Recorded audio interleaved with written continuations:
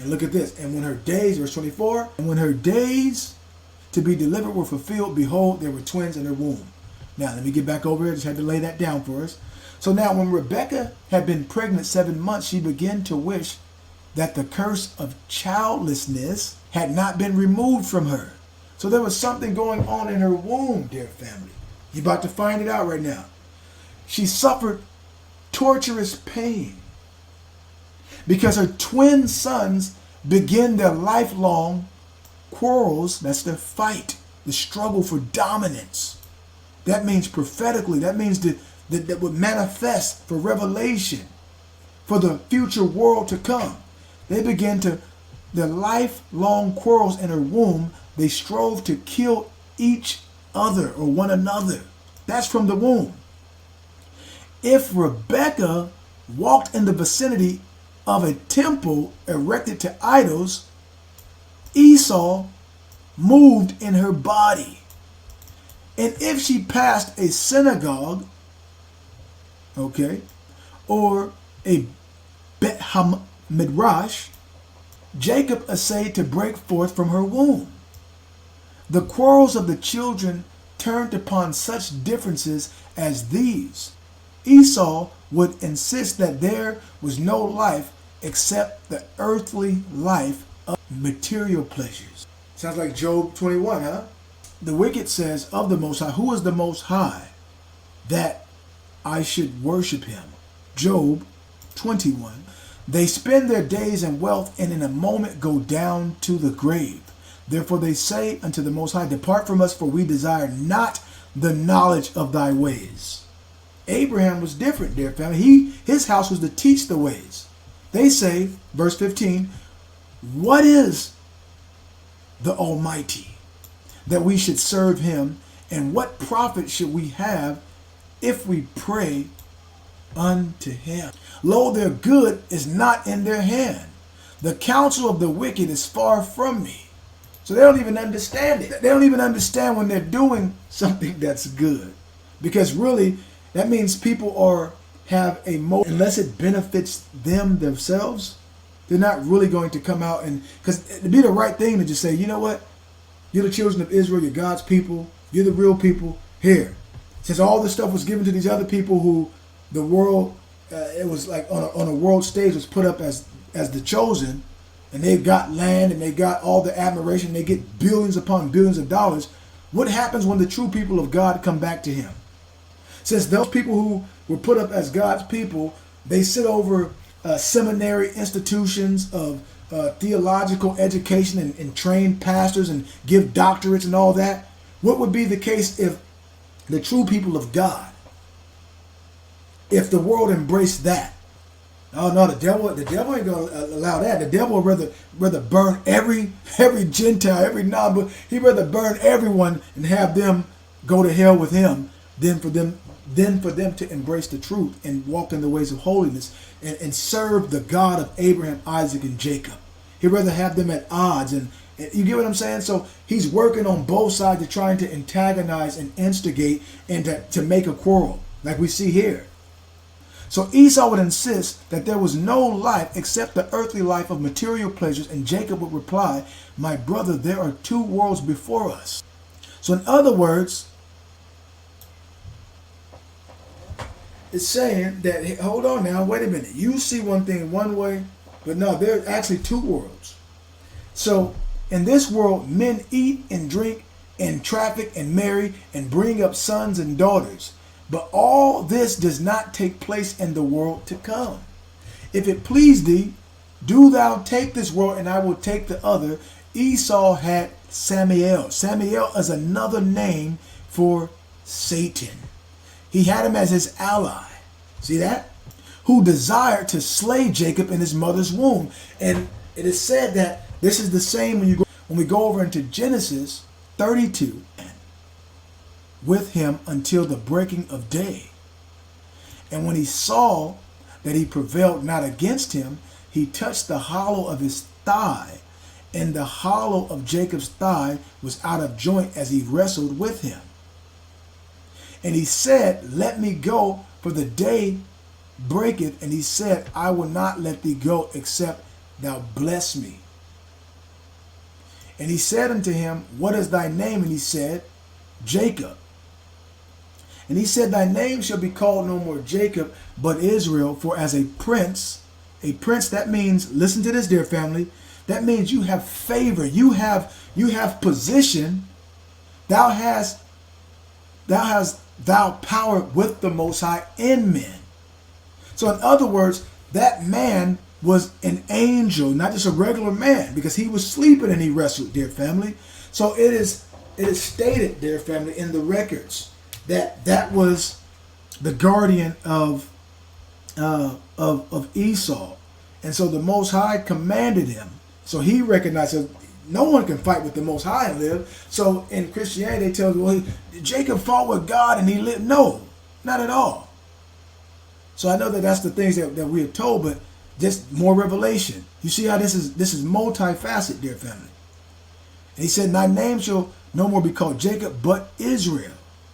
So in that name Israel, or Yasharallah, that means that, dear family, that we have position with the Most High. Even when you look at the particular how in the ancient names mean something, dear family. Okay, so for as a prince has thou power. So he recognized the angel that was wrestling with Jacob. Okay, that was wrestling with him. Recognized that wait a minute, you have favor amongst with God, with you know, you have favor with the Most High, with angels and with men. So what would Abraham be doing? Abraham's descendants would actually, and see, this is more, we were chose as the priest. That's why you and I, dear, that's why they wanted us in their church. They want us in Islam. They want us in Christianity. They want us in these things because you were made, dear family, according to Sirach chapter, I want to say 17.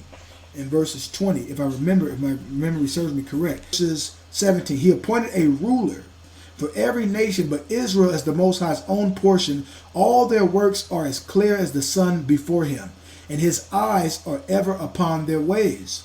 20, their iniquities are not hidden from him, and all their sins are before the Most High. So we as the Most High's chosen, and you're going to find out that Abraham blessed his grandson Jacob. The God that was with Abraham is the God that's with you and I now.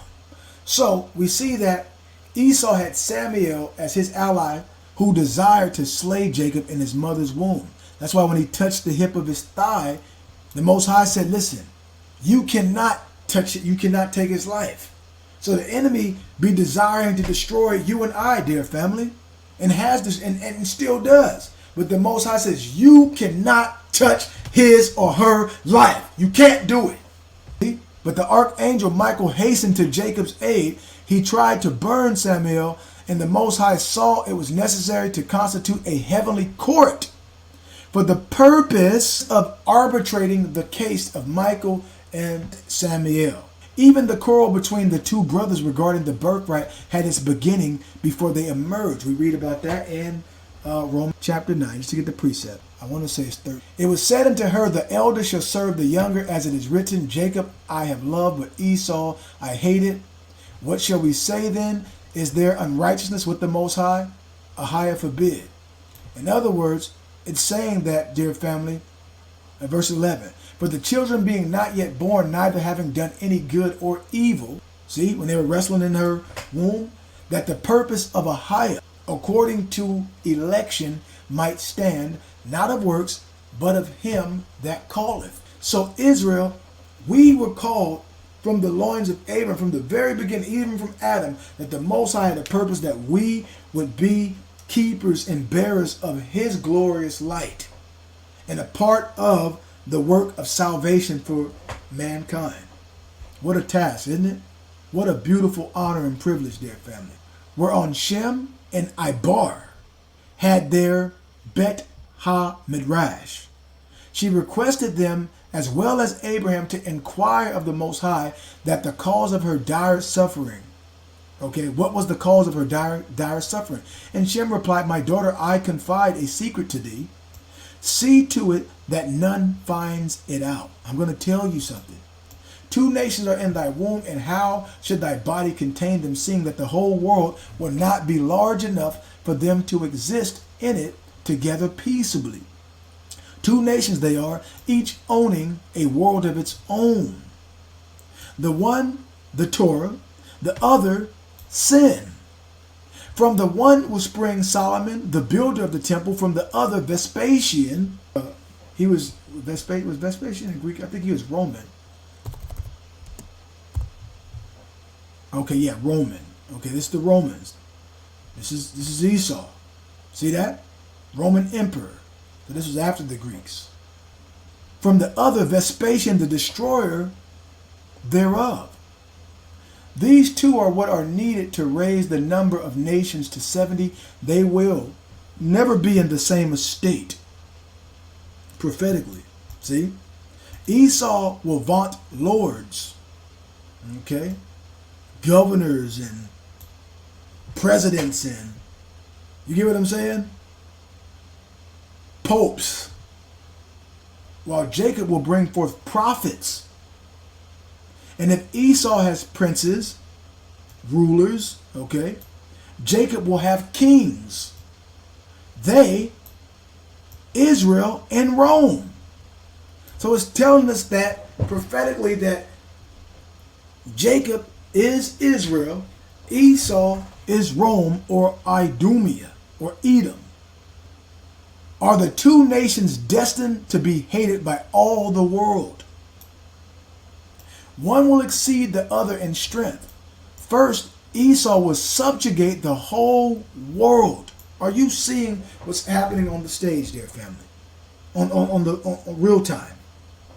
But in the end, Jacob will rule. That's the same thing that we read in 2 Ezra chapter 6 and verses 8 and 9. The older of the 2 will serve the younger. Just like we read over in Genesis chapter 25 and Romans chapter 9. Provided, so the older will serve the younger. Are you getting this now? Provided this one is pure of heart. So what would the Roman construct or the empire teach the young one who was destined to be the ruler, and once he gets his rulership? Are you seeing this, Israel? Once we get our kingdom, there is no ending forever. We rule with Yeshua. And all those who make it, and they observe holy things and become holy and serve the God of Abraham, Isaac, and Jacob like us, then it will be afforded to them peace and rest. They'll rest. You get what I'm saying? So otherwise, the younger will be enslaved by the older. And what has happened? I can show you. Hold on for a second. What group of people have been enslaved? What nation on earth has been in slavery? Let's see what they got. So when you think of it, you think of the children of Israel, right? Go on and on. You seeing this? Not making it about that, but I'm saying that all this was prophetic, dear family, and not excusing none of the evil, because the Most High, see, now that you know what the Most High, they know what the Most High has in store for them when they pass their secret books on, or whatever the case is. Lynch syndrome. You know how the story goes. A brother kill another brother over some color for a street that he don't even know, or maybe some sorcery that he was pushing or selling. That farmer keep on smoking and leaning, blowing on the dro, or systematically destroying us from within, from generation, going through the curse of foolish people when it comes to doing good, but when it comes to doing evil, we stay doing the most. Have a second guess on our own potential. You ever heard that you was destined for greatness? Well, I can Most High bless you, my sister. The Most High with fear and trembling. That's the definition of greatness. The Most High said he would send the fierce nation against us that would show no pity to the young or even the old. And since we worshiped and followed the gods of the other nation, was only right he put us all out in the cold. And now we calling back to Abba in heaven, singing, Father, please come get us and take us all back home. and bring us back to the place where we belong, where we reside on your side, sending praises up to your thoughts, so we'll be destined for greatness. Destined for greatness. You know that? Destined for greatness. Do you believe that? Destined for greatness. Can you see that? Destined for greatness. That's why he made you. Destined for greatness. Israel. Destined for greatness. My brothers is. Destined for greatness. My sisters too.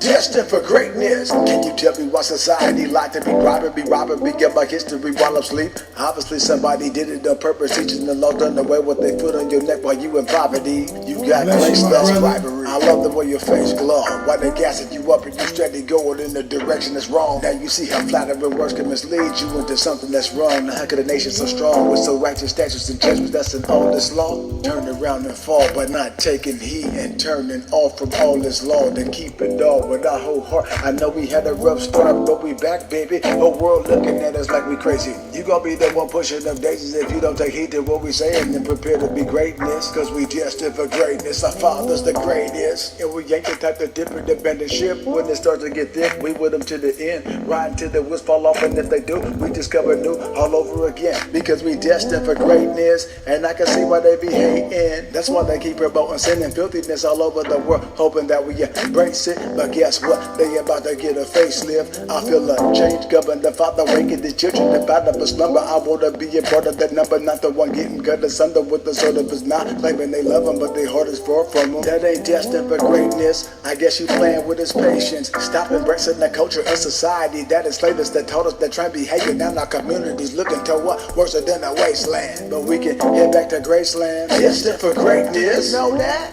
Destined for greatness. Do you believe that? Destined for greatness. Can you see that? Destined for greatness. That's why he made you. Destined for greatness. Israel. Destined for greatness. My brothers.